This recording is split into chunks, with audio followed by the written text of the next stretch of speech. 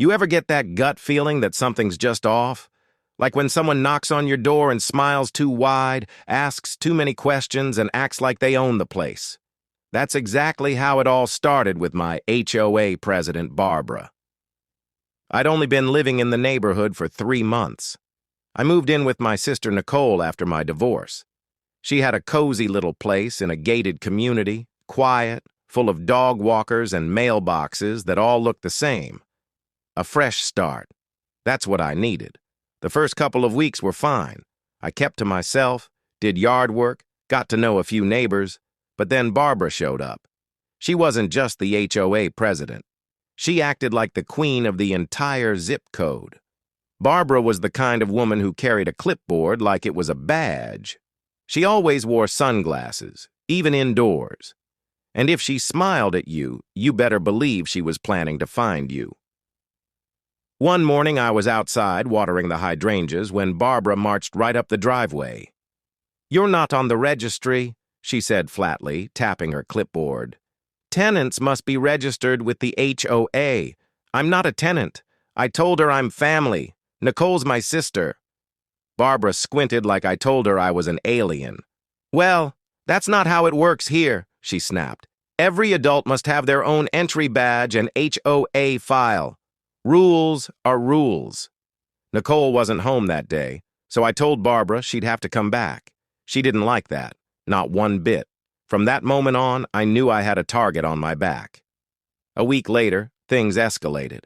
I was sitting on the porch sipping coffee when I saw her walking toward the house again. This time, she didn't knock.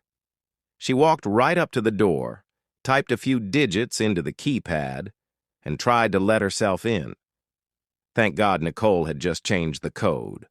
I opened the door a crack and asked, "Can I help you?" She looked stunned.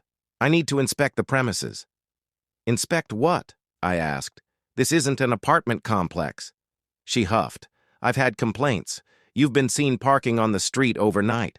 That's against HOA rules." I gestured to the driveway where my car was parked. "I've never parked on the street. Still, I need to come in." I stared at her. "No, you don't. You're not law enforcement. You're not coming into my house." That's when she lost it. Her face twisted like she'd eaten something sour. "You don't understand the authority I have. I can find you. I can have you removed." "You can try," I said calmly, and closed the door in her face. 2 hours later, I heard banging at the door again. This time, it wasn't Barbara. It was the police. Nicole had just come home and was just as confused as I was. There were 2 officers standing at the door. I stepped outside while Nicole followed. "Good afternoon, sir," one of them said. "We got a call about a possible trespasser refusing to leave the premises." I blinked. "What?" Barbara stepped forward, arms folded triumphantly. "That man is not a legal resident of this property. He's not registered with the HOA and refused my lawful request to enter." The cops looked at each other. "Ma'am," one officer asked, "what law exactly gives you authority to enter someone's private home?" Barbara's smug look faltered. "I'm the HOA president, right?"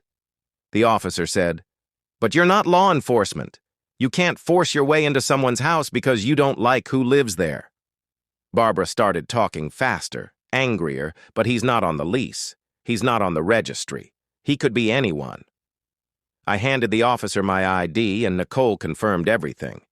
I'd passed a background check just to be listed on the household emergency contacts. The officer looked over at Barbara and chuckled. "Ma'am," he said, "you wasted our time over a family member staying with a sister.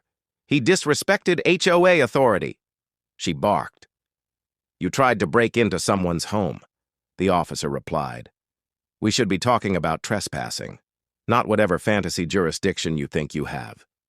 Barbara turned red, deep tomato red. The officers walked back to their cruiser, still laughing. One of them actually said, "I've seen a lot, but this is the first time someone called 911 because they got told no to Nicole. And I thought that would be the end of it. We were wrong."